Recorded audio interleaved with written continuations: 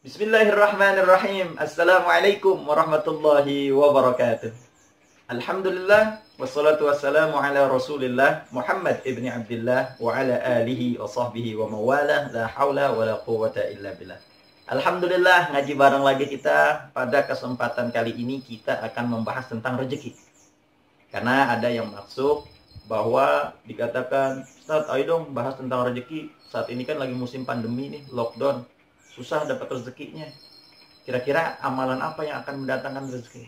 Nah, baiklah, pada kesempatan kali ini kita akan membahas tentang ada satu perbuatan yang membuat rezeki kita ditahan sama Allah.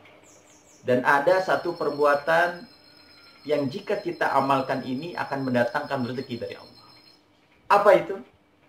Baik, mari sama-sama kita niatkan dalam diri kita untuk mengaji. Mudah-mudahan dengan niat itu Allah turunkan rahmat kepada kita. Amin ya rabbal alamin.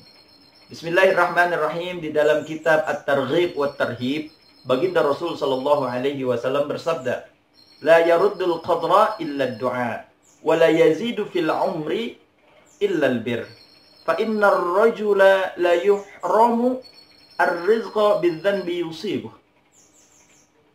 Dikatakan oleh baginda Rasul sallallahu alaihi wasallam di dalam kitab At-Targhib wa Tarhib bahwa takdir itu sesungguhnya tidak dapat dirubah kecuali dengan kekuatan doa.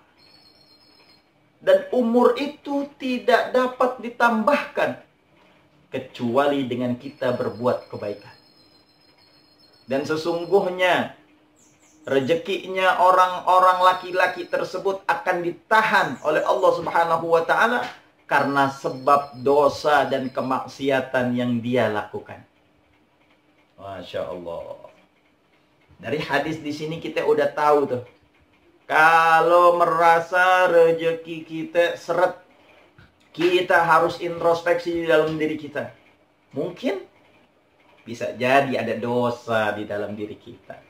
Mungkin bisa jadi ada kemaksiatan di dalam diri kita. Yang tahu hanya kita sendiri. Ketika kita berangkat, ketika kita ingin memberikan nafkah kepada keluarga kita, kita lihat dari manakah harta yang kita dapatkan sebelumnya. Ketika kita ingin jalan menuju tempat kerjaan kita. Kita jalan misalnya sebelum subuh. Kita lupa bahwa kita harus menunaikan sholat subuh. Tetapi kita malah mengejar kantor kita dengan alasan takut kejebak macet. Sehingga lewat subuh kita. Sesungguhnya itu ada perbuatan dosa di hadapan Allah Subhanahu wa ta'ala. Dan masih banyak lagi pekerjaan-pekerjaan maksiat yang kita lakukan sehingga Allah tahan daripada rezeki kita. Masya Allah. Ini kata Nabi besar Muhammad sallallahu alaihi wasallam. Nah, apa penawarnya agar rezeki kita didatangkan oleh Allah Subhanahu wa ta'ala? Ingat firman Allah Subhanahu wa ta'ala di dalam surah Nuh. Allah Subhanahu wa ta'ala berfirman, "Faqultu astaghfiru rabbakum innahu kana ghaffara. Yursilis samaa'a 'alaikum midrara wa yumditkum bi amwalin wa banin wa yaj'al lakum jannatin wa yaj'al lakum anhara." Ketika itu Allah Subhanahu wa ta'ala berfirman kepada Nabi Nuh alaihi salam. Allah berfirman kepada Nabi Nuh agar Nabi Nuh alaihi salam memerintahkan kepada umatnya untuk senantiasa beristighfar kepada Allah. Dibilang, "Faqultu istaghfiru rabbakum." Nabi Nuh berkata kepada umatnya, "Istaghfiru rabbakum." Beristighfarlah, minta ampunlah kepada Allah Subhanahu wa ta'ala. Innahu kana ghaffara. Sesungguhnya Allah Subhanahu wa ta'ala Maha Pengampun. Yursilis samaa'a 'alaikum midrara. Ketika kita telah minta ampun kepada Allah dan Allah telah mengampuni segala dosa-dosa kita, maka Allah akan turunkan dari langit berupa hujan. Apa yang dimaksud? Hujan di sini adalah rahmat dari Allah. Ketika kita diampuni dosa-dosa kita, kita bertaubat kepada Allah Subhanahu wa ta'ala. Yang turun adalah rahmatnya Allah kepada kita. Wa yumditkum bi amwali wa banin. Ketika rahmat Allah sudah turun kepada kita, Allah Subhanahu wa ta'ala akan mencukupkan daripada harta kita. Wa yumditkum bi amwal.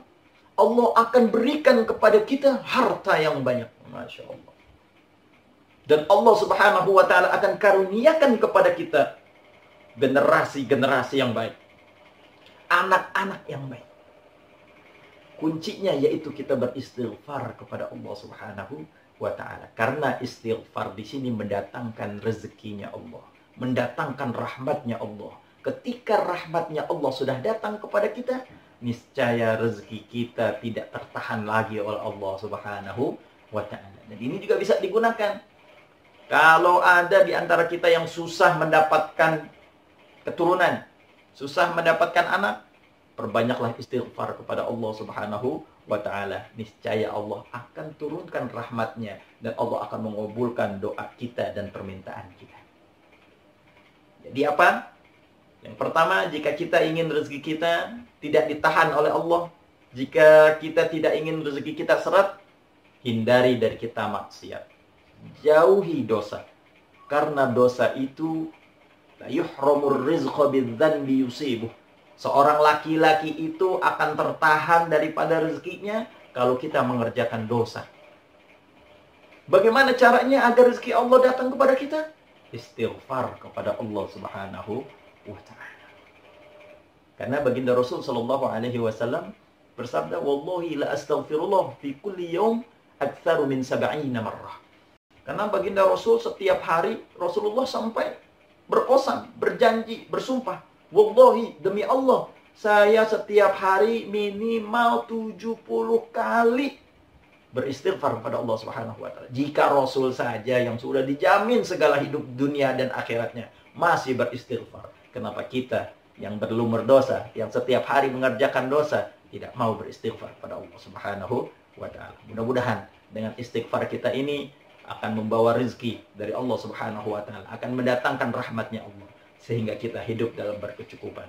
Amin ya rabbal alamin. Cukup sekian. Wallahul muwaffiq ila aqwamit thoriq. Assalamualaikum warahmatullahi wabarakatuh.